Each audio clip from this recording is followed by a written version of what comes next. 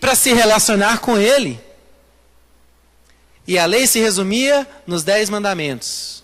Adorarás ao teu Deus de toda a tua alma, toda a tua força, todo o teu entendimento, e ao teu próximo a ti mesmo. Não furtarás, não matarás, não adulterarás, não dirás falso testemunho, e tantas outras coisas. Mas a lei não se resume só nisso. A lei, se você quiser saber a lei completa, você pega de Êxodo, ali pelo capítulo 10, lá no Monte Sinai, e segue adiante, você vai ver que tem um livro inteiro na Bíblia sobre a lei de Deus, o livro de Levítico. São essas as ordenanças que Deus colocou para o povo se relacionar com Deus. Agora, o que acontece? Todo esse tempo, meu irmão, o homem se relacionou com Deus através da lei. Ele deveria cumprir a lei, mas nenhum homem sequer conseguiu cumprir toda a lei. Foi então que Deus enviou Jesus. E Jesus, sim, cumpriu toda a lei. E a própria lei dizia assim: se você pecar em um só mandamento, perdeu em todos. Quando eu estava pregando, eu disse assim: até Davi, que era um homem segundo o coração de Deus, adulterou, está registrado. Perdeu.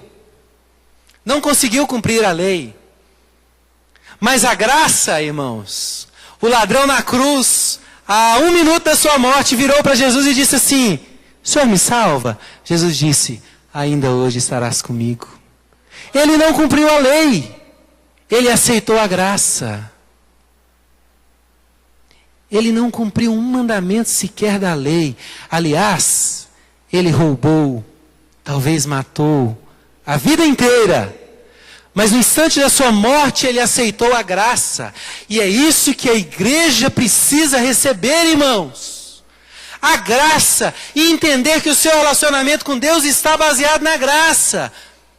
Não é porque eu faço um jejum que eu vou me sentir melhor. Não é porque eu participo de todas as reuniões, ou porque eu entro para o ministério de louvor, ou porque eu participei da vigília. Isso não pode encher o seu coração e dizer assim: eu me sinto bem hoje, ai, eu estou firme com Deus, ai que alegria. Não, irmãos, você está firme com Deus por causa da graça. Não há nada em você que seja tão aceitável para Deus. O livro de Isaías diz que a nossa justiça diante de Deus, eu vou falar sobre isso hoje detalhado, são como os trapos da imundícia. Trapo da imundícia. Essa é a sua justiça diante de Deus, até hoje. Só que se você quiser, irmão, ainda hoje viver pela lei, você cai da graça. E você não está mais debaixo da graça. O problema que eu vejo hoje, irmãos, de coração, é que nós temos uma igreja que conhece a graça, que tem a salvação, mas vive ainda muito sob a lei. E acha que as suas práticas a tornam aceitáveis diante de Deus. Eu quero dizer para você uma coisa, a todos aqui, saiba, todos nós somos iguais perante Deus. Não é porque eu fui ungido pastor que eu me tornei melhor diante de Deus. Não é porque eu tenho servido dia após dia que eu me tornei melhor diante de Deus, irmãos. Isso é muito sério. A obediência de Cristo se fez a justiça de Deus em mim. Fez a justiça de Deus em mim. A obediência de Cristo me tornou justo diante de Deus. Vai lá para Gálatas capítulo 5.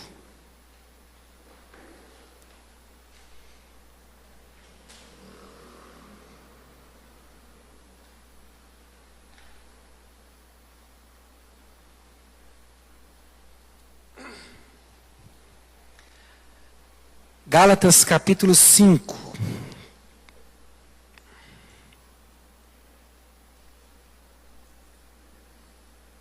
Esse texto nos mostra, irmãos, que é possível você ter aceitado a Jesus, estar vivendo na graça e cair da graça. e passar a viver sob a lei. Então, igreja, eu digo isso com todo amor. O Senhor me deu essa palavra. Eu estava viajando ainda, eu compartilhei parte dela com a minha esposa. Irmãos, eu quero dizer uma coisa de coração para vocês. Eu tenho muito amor por vocês. Como igreja, eu tenho amor por vocês. Eu não sei se eu expresso como deve se expressar. Mas se o Senhor me colocou como pastor aqui nessa igreja, irmãos, eu tenho que pregar a verdade de Deus e aquilo que Deus fala no meu coração. Às vezes é difícil. Às vezes eu tenho que dar uma palavra dura. É difícil para mim também. Mas quando eu estava meditando sobre essa palavra, eu falei assim, Senhor, eu vou pregar de novo sobre lei e graça. O Senhor disse assim para mim, se eu te pedir 10 vezes para você pregar a mesma palavra, você tem que pregar. Então a palavra para nós hoje é, irmãos, saiamos da lei, entremos de fato na graça, em nome de Jesus. Como igreja, é muito sério. E a minha preocupação, eu comecei a questionar hoje com o Espírito Santo assim, Senhor, mas a igreja está tão bem, glória a Deus, a igreja está indo bem, as pessoas, os ministérios. Será que ela precisa ter esse cuidado? O Espírito Santo disse, é preciso sim, porque é possível você ter aceitado a Jesus, estar vivendo na graça e cair da graça, por viver na lei e voltar a praticar a lei. Olha o que aconteceu com a igreja de Gálatas. Diz assim, capítulo 5. Foi para a liberdade que Cristo vos libertou. Permanecei, pois, firmes, e não vos submetais de novo a jugo de escravidão. Você foi liberto. Então permaneça firme, irmão.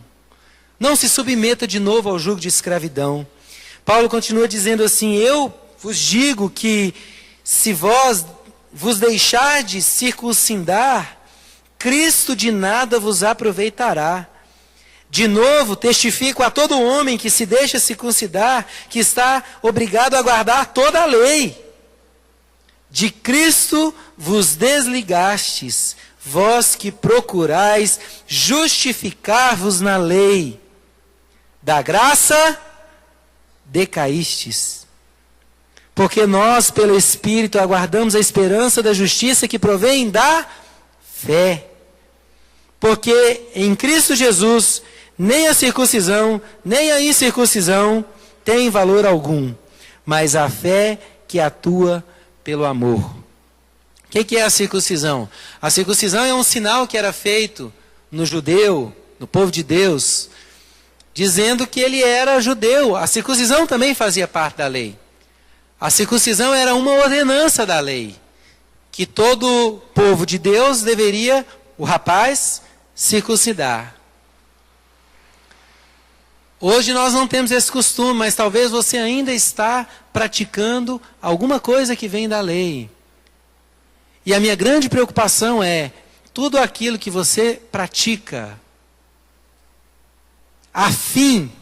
com a finalidade de se tornar mais aceitável diante de Deus, é lei. E você está praticando a lei. Se você, irmãos, não tirar os seus olhos totalmente das suas obras e voltar para o sacrifício de Cristo, você decai da graça. Irmãos, eu estou dizendo totalmente. Você tem que ser totalmente dependente do sacrifício de Cristo, que é de graça para você. Sabe, irmãos, aquela sua ansiedade de entrar para a igreja e procurar logo um ministério, e eu preciso. Irmãos, a sua justiça já foi feita na cruz, por Cristo. É claro que você precisa desenvolver a sua santidade, abandonar as velhas práticas, mas não pensar nunca que isso torna você justificável diante de Deus. O que torna você justo diante de Deus é a graça. E às vezes, irmãos, eu vejo muitos irmãos vacilarem na fé, não se firmarem na igreja, por não compreender a amplitude da graça de Deus. Porque o dia que você entender o quão grande é a graça de Deus, nada te tira aqui desse lugar. Irmãos, você precisa enxergar quanta bondade foi despejada sobre o homem através da morte de Cristo. Talvez você não entenda quão mal é a sua natureza pecaminosa diante de Deus. Talvez você não valorize tanto a graça, a salvação, por não compreender quão grande é a santidade de Deus, irmãos. Irmãos, você, pelos seus próprios atos, não são dignos de estar na presença do Senhor. Nós tivemos hoje aqui uma grande visitação da presença de Deus. Eu creio que Ele está aqui até agora ensinando o nosso coração através da palavra. Mas você precisa entender, irmãos, que não é porque você canta bonitinho, ou porque hoje você conseguiu deixar de fazer um pecadinho que você sempre faz, que isso torna você melhor diante de Deus e aceitável. Irmãos, isso aqui, a presença de Deus, isso que nós provamos aqui, é a manifestação da bondade de Deus.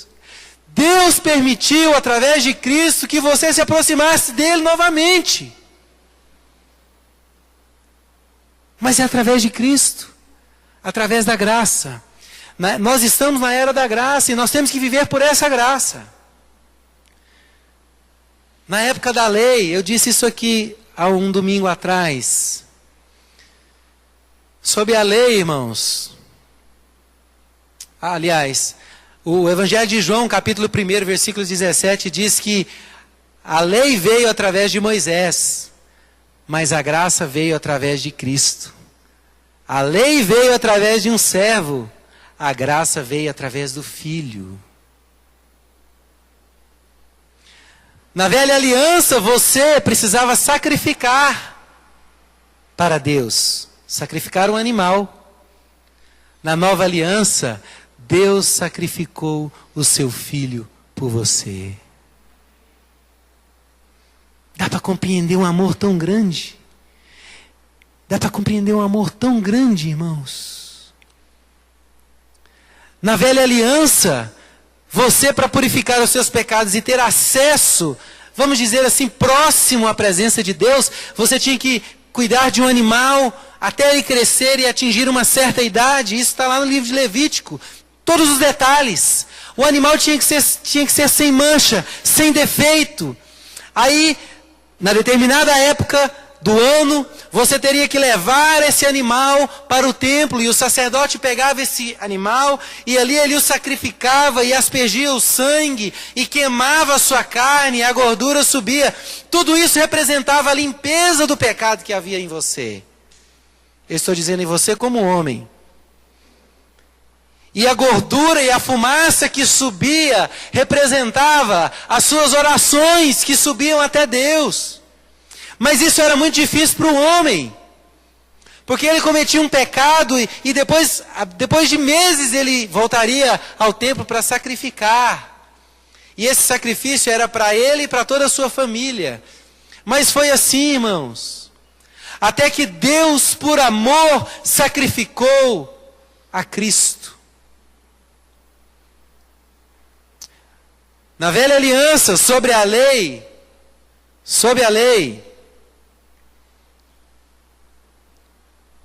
Deus requeria justiça de um homem pecador. Na nova aliança, Deus provê justiça como uma dádiva. Não entendeu? Na velha aliança, Deus requeria do homem justiça. Você tinha que ser justo. Na nova aliança, Deus te deu a justiça necessária através de Cristo. Amém? Agora você entendeu, né? Na velha aliança, era necessário que o homem arrependesse para provar da bondade de Deus. Na nova aliança, em Romanos 2,14, diz que a bondade de Deus conduz o homem ao arrependimento. Deus te atrai primeiro pela bondade, irmãos, e espera você se arrepender. Que amor é esse?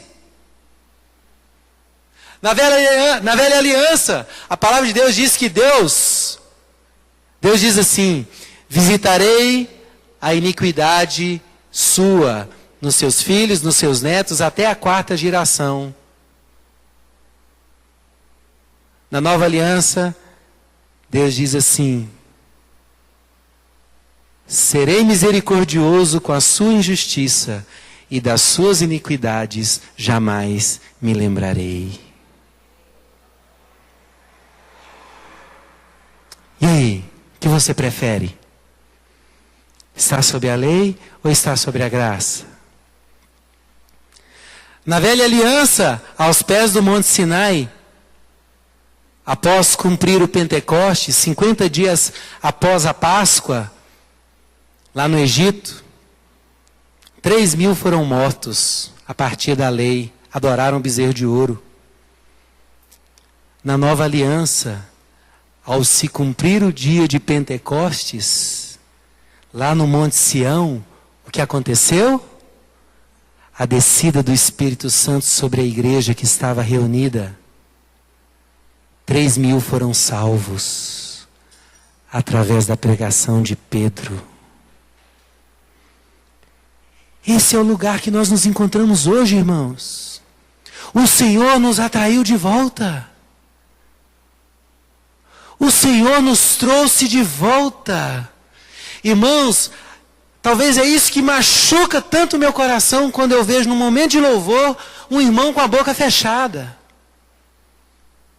Talvez você não conheça a graça, irmão. Talvez você esteja salvo, mas esteja vivendo sob a lei. Porque quando você conhece a graça, não dá para não amar esse Deus, irmãos. O Senhor te conquistou. Na graça foi o Senhor que te conquistou. Eu fui conquistado por Ele, irmãos. Não tem como não amar esse Deus, irmãos. Com tanta graça, com tanta bondade. A lei veio por Moisés, a graça veio por Cristo. Qual foi o primeiro milagre de Moisés? Transformar a água em sangue, a primeira praga. Qual foi o primeiro milagre de Cristo? Transformar a água em vinho, celebração do casamento, a alegria. Isso é a era da graça. Esse é o lugar que nós nos encontramos hoje. Nós temos que festejar. Irmãos, um culto domingo à noite tinha que ser uma festa, todo mundo pulando, de alegria, celebrando, irmãos. Esse Deus veio aqui hoje. Esse Deus esteve aqui hoje, porque antes não era possível, irmãos. Deus mandou alguém. Meu Deus. Deus mandou alguém para segurar na sua mão e na mão dele. Jesus. Como não festejar?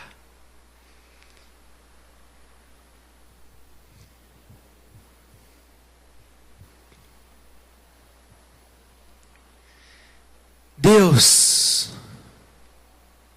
enviou Jesus como nosso advogado. Se você ler aí em 1 João, você vai ver isso. Lá diz que Ele é o nosso advogado, o nosso consolador, o nosso conselheiro. Ele é tudo para nós.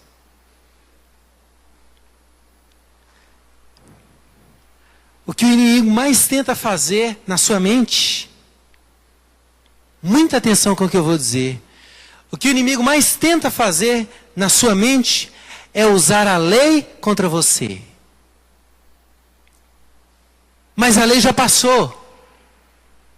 Mas ainda hoje, você sofre acusações, falsas acusações, ainda hoje você sofre. Porque o inimigo usa a lei ainda contra você e faz você se sentir mal, faz você se sentir pequeno diante de Deus. O seu nome no original é Ha-Satã. Ha-Satã quer dizer advogado de acusação. Advogado. Tem algum advogado aqui hoje? Não, ainda bem. O Josias faltou. Não tem advogado? Quem? Quem que é, Márcia?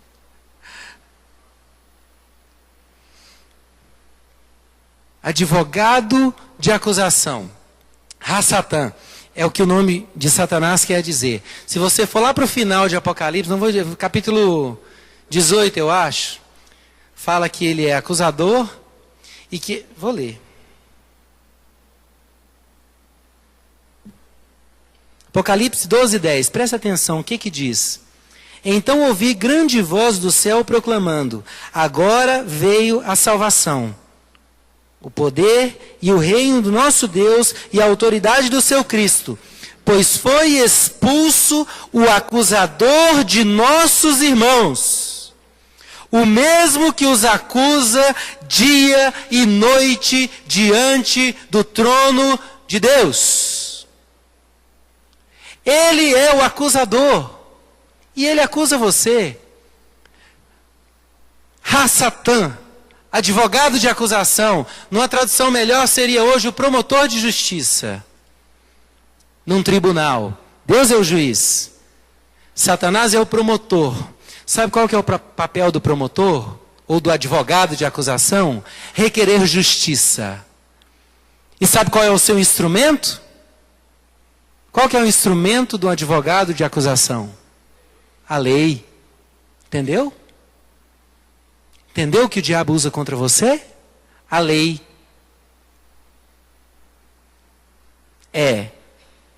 Você não orou hoje. Você começa a adorar, talvez. O inimigo vem no seu ouvido e diz assim: você não é digno nem de estar aqui dentro. Você precisa melhorar demais para estar nessa igreja. Eu sei que tem pessoas aqui que sofrem disso, irmãos. Acusações, falsas acusações. Por isso, na primeira pregação minha disso que eu tenho dito, eu preguei falando um texto de Coríntios que dizia assim, que Jesus é a nossa justiça. Eu sou a justiça de Deus em Cristo. Irmãos, a partir daí, todas as vezes que eu vejo que o inimigo quer me acusar de alguma coisa, com a intenção de me jogar para baixo, eu digo assim, talvez até em voz alta: eu sou a justiça de Deus em Cristo. Eu sou a justiça de Deus em Cristo. Quando eu percebo alguma enfermidade querendo tomar conta do meu corpo, eu declaro: eu sou a justiça de Deus em Cristo. Porque a justiça de Deus foi feita através de Cristo. Mas o inimigo usa a lei contra você para te acusar, para dizer que você não pode, para dizer que você não presta, para lembrar você dos seus erros do passado. Um dia um irmão chegou em mim e falou assim: pastor, eu quero confessar com você, e me contou a história dele. Eu falei: você já se arrependeu disso? Eu já me arrependi. Você pediu perdão? Eu já pedi perdão. Eu falei assim: mas por que isso ainda faz parte de você? É o acusador. Irmãos, a Bíblia deu nome a ele, acusador. Deus deu nome a ele. E se Deus deu esse nome a ele, é porque ele é bom nisso. Não confunda a voz da sua consciência, irmãos, com a voz do inimigo, porque a sua consciência também te mostra caminhos errados que você tomou, pecados que você cometeu. Mas quando você pede perdão e se arrepende, você está perdoado. E isso caiu no mar do esquecimento de Deus. Você está limpo de novo. Rasgou a fatura, irmão. Acabou. Você não deve mais. Deus não vai cobrar 2 vezes o mesmo pecado. E a Bíblia diz que sobre Cristo foi colocado todo o pecado da humanidade. Mas a Bíblia diz também que Cristo na cruz despojou o seu inimigo.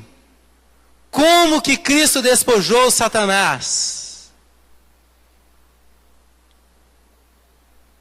Arrancando dele a lei e cravando ela na cruz.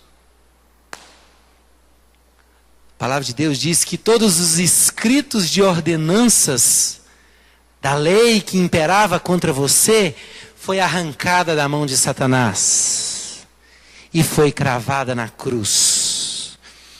E todo escrito de dívida que imperava contra você foi rasgado.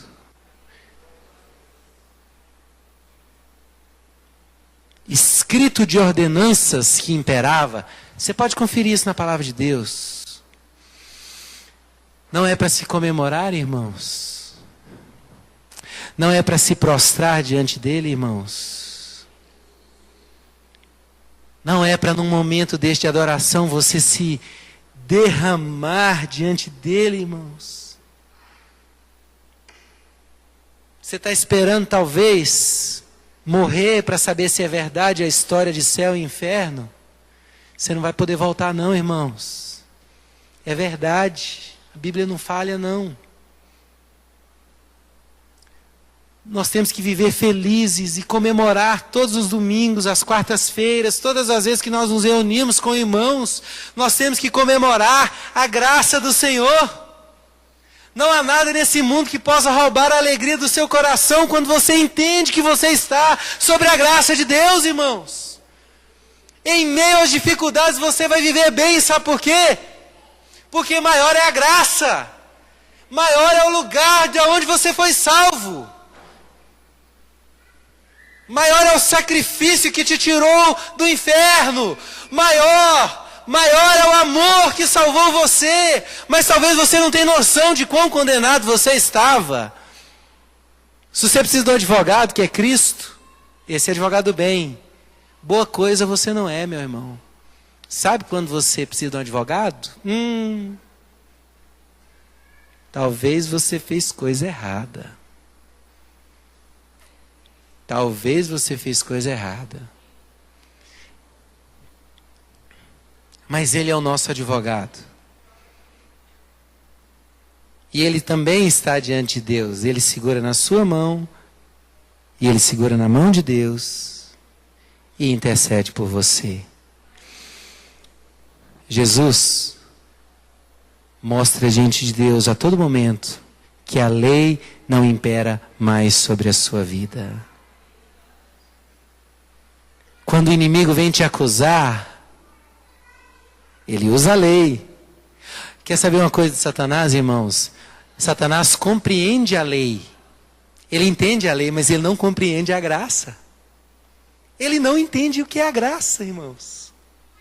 Por isso ele usa ainda a lei contra você. Agora, se você não está na graça, irmãos, você está sob a lei. E você morrer assim, você vai ser julgado sobre a lei.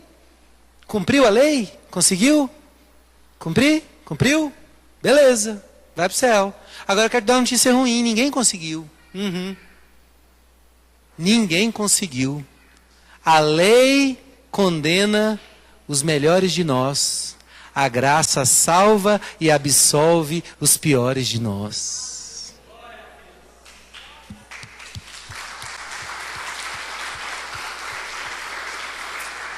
Essa é a graça. Essa é a graça. A graça que salvou aquele ladrão perdido na cruz. O pior de nós estava lá pendurado. Ele clamou: Jesus, me leva contigo. Lembra de mim. Irmãos, aquele ladrão só disse isso. Só falou assim: Jesus, lembra de mim. Ele só disse isso, irmãos. E Jesus garantiu para ele a salvação. Isso é a graça. Não dá para comemorar isso todo domingo aqui, irmãos. Nós estamos debaixo da graça.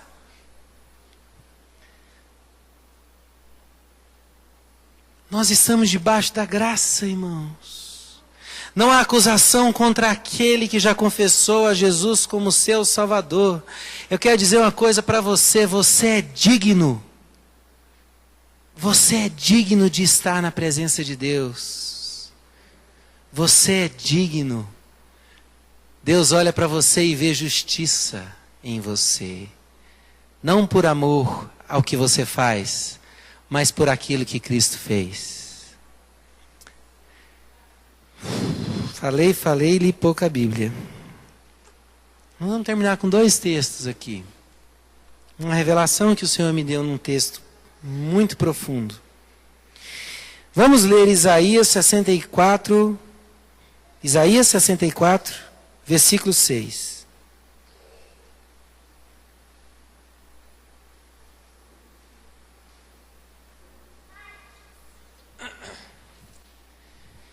Isaías capítulo 64, versículo 6.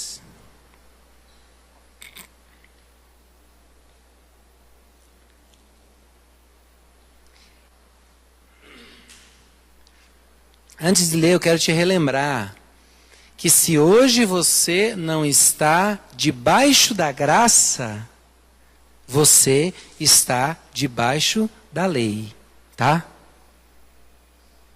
A Bíblia fala isso, o apóstolo Paulo fala isso em quase todas as cartas que ele escreveu. Tanto que se você cair da graça, você cai sobre a lei. Esse texto que nós lemos fala isso, lá de Gálatas. Se você sair da graça, você cai na lei. Não tem jeito. Olha o que esse texto diz de Isaías. Diz assim: mas todos nós somos como imundo, e todas as nossas justiças como trapo da imundícia. Basta até aí. Diz assim: todos nós murchamos como a folha, e as nossas iniquidades, como um vento, nos arrebatam. Mas a nossa justiça é como o quê?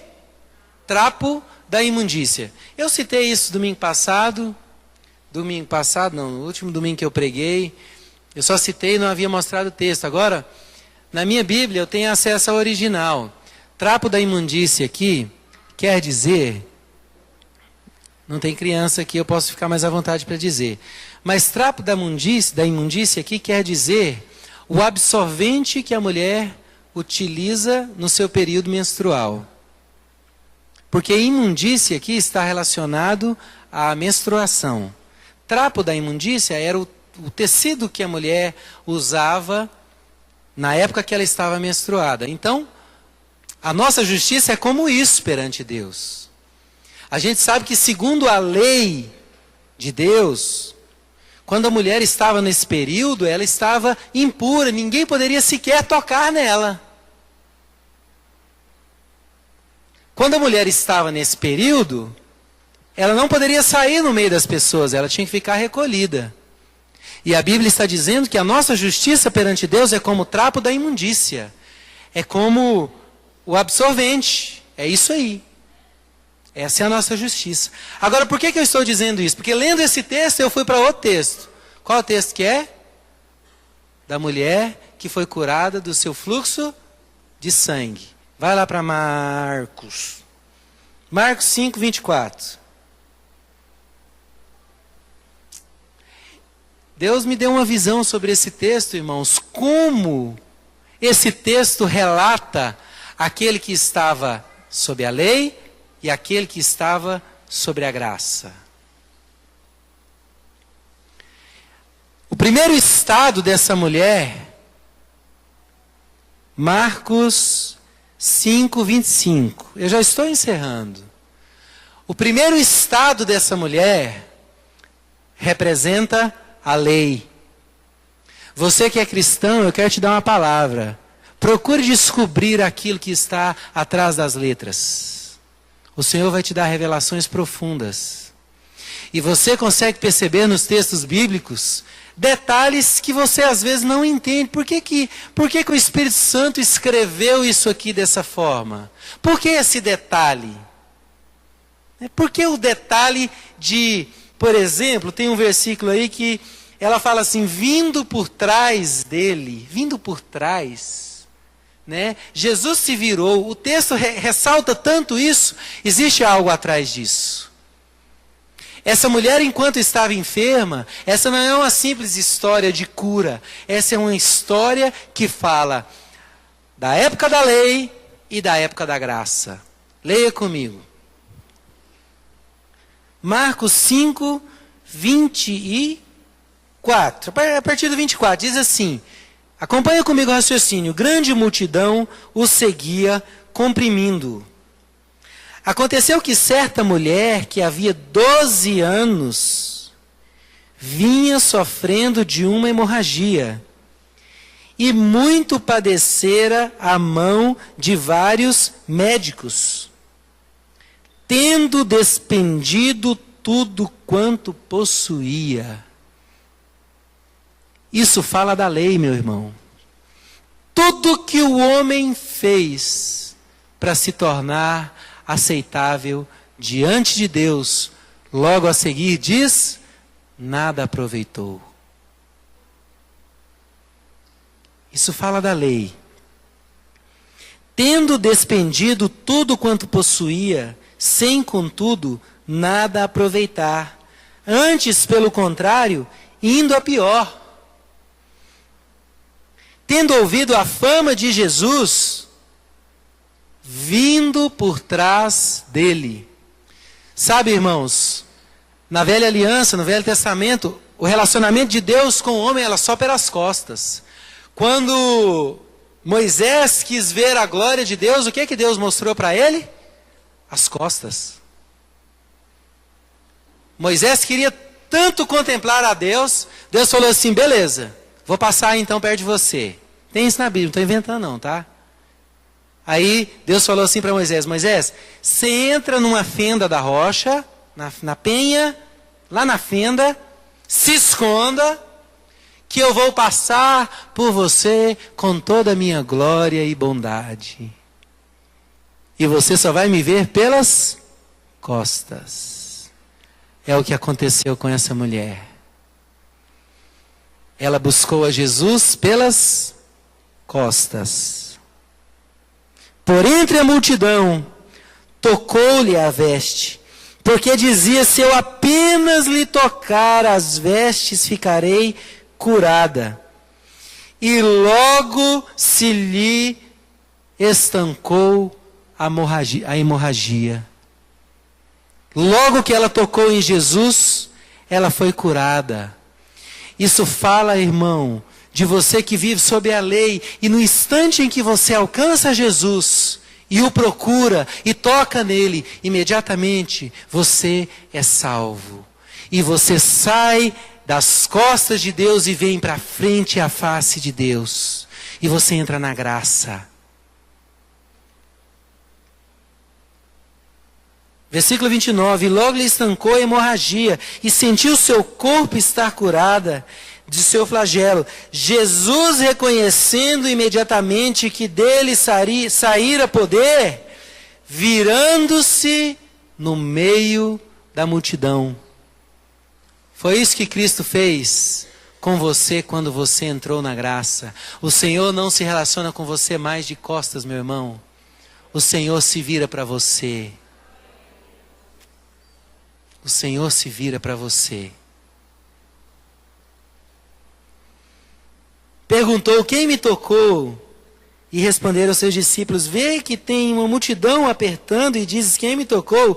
Ele, porém, olhava ao redor. A partir do momento que você entrar na graça, o Senhor procura por você. Irmão, saiba que o interesse de Deus ter um relacionamento com você é muito maior do que o seu de ter um relacionamento com Ele. Sabe aquele desejo que você tem assim, ai, eu quero me aprofundar mais em Deus. Deus está assim, ai, eu quero que o Rodrigo se aprofunda demais. Eu tenho tanta coisa para revelar. Por anos ficaram escondidas, nem olhos viram, nem ouvidos ouviram, nem jamais entrou em qualquer coração aquilo que Deus tem preparado. Mas Deus nos revelou pelo Espírito. Deus está dizendo para você, entra lá. Entra lá, Deus revelou. Pelo Espírito, irmão. Deus está procurando por você. Você está na graça? Deus está procurando por você. Você tocou a veste de Jesus? Você foi salvo? Deus procura por você no meio da multidão, irmão. Agora é Ele que te quer, não é você que quer Ele, não. É Ele que deseja estar com você muito mais. Sabe seu momento de oração que você tem diariamente? Deus aguarda muito mais ansioso do que você para chegar àquela hora. Sabe por quê? Este é o meu filho amado, em quem me comprazo, em quem tenho prazer. Deus tem prazer em você. Estou falando coisa errada? Está todo mundo me olhando assim. Glorifica, irmão.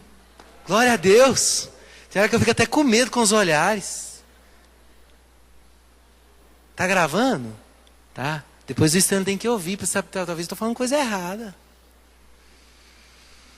Ele, porém, olhava ao redor para ver quem fizera isso. Então a mulher, atemorizada, tremendo, cônscia de que nela se operara, veio, prostrou-se diante dele e declarou toda a verdade. E ele disse: filha, Rodrigo, a tua fé te salvou. Vá em paz. Esse é o caminho da graça, irmãos. A tua fé te salvou. Vá em paz. Amém? Amém. Vamos cantar uma canção.